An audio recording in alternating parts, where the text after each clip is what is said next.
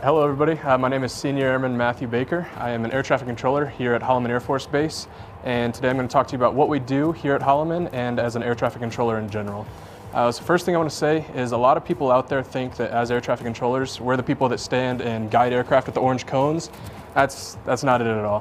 What we do is we are here to safely guide aircraft to and from wherever they're going, and when we're upstairs, it's a real environment. You know, we have to keep it as professional as we can for the most part, just because it's people's lives that we have to, keep safe. Another thing that a lot of people wonder is it just a one-man show? And that's not true at all.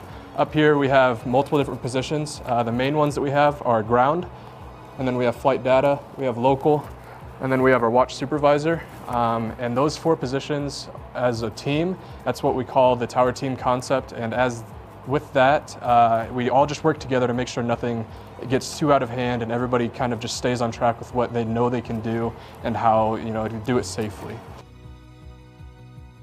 So here at Holloman, we have 3 intersecting runways. So it's just 3 long pieces of pavement that all touch each other at one point or another.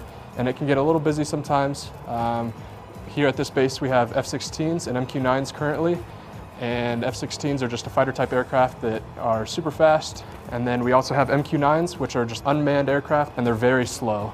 So it can get a little hectic when we mix these fast-paced F-16s with these very slow MQ-9s.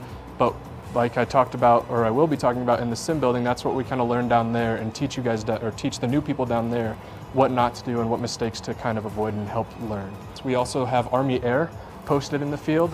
They have helicopters and C-12s. And they use they use White Sands missile range as well as our airfield to get any practice they need. And then we also have an Aero Club, which is a bunch of civilian aircraft. And so they are just, if you have a private pilot's license and you want to fly, there's civilian aircraft over there that you can go fly around.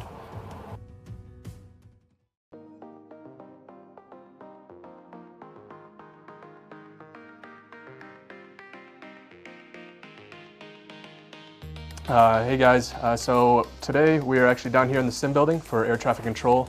Down here is where we bring all of our new people coming into air traffic. We call them 3 levels, and that just means that they're learning the job. They're very new to it. They just got out of tech school, which is another part of training before they actually get to their base, where they learn the very basics of what we do as air traffic. Here in the sim, the easiest way to explain it to you guys is that it's a lot like a video game. So just imagine it to where you pull up this airfield, which is all of our runways and all of our taxiways. It's the exact airfield that we have outside, and it's just this huge game where one person controls everything that goes on. They put in whatever aircraft they want, they can bring in whatever vehicles they want. And in this room, what we do is we teach these 3 levels and these new trainees to this job what not to do. We help them show the right way to do things, and we also show them the wrong way to do things so that they know what the wrong way looks like, and they know how to prevent themselves from making the mistakes down here so they can actually go upstairs and do the job correctly. During training for these new guys, they're down here.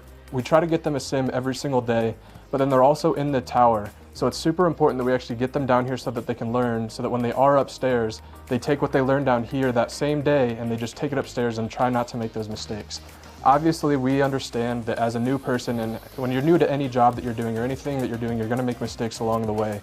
But down here in this sim, that's what we try to get rid of. We try to get rid of those mistakes and just help them perfect this craft so that they can safely help all these pilots get to where they need to go, and the vehicle drivers too. Because here, when we're in air traffic control, a lot of people just think about planes and pilots, but what they don't realize is there's a lot of vehicles that need to go on these runways and help out the pilots as well. There's a lot of just normal people driving cars around that help fix aircraft if they need it. They'll go onto the runways to look for any parts that might have fallen off an aircraft when they land.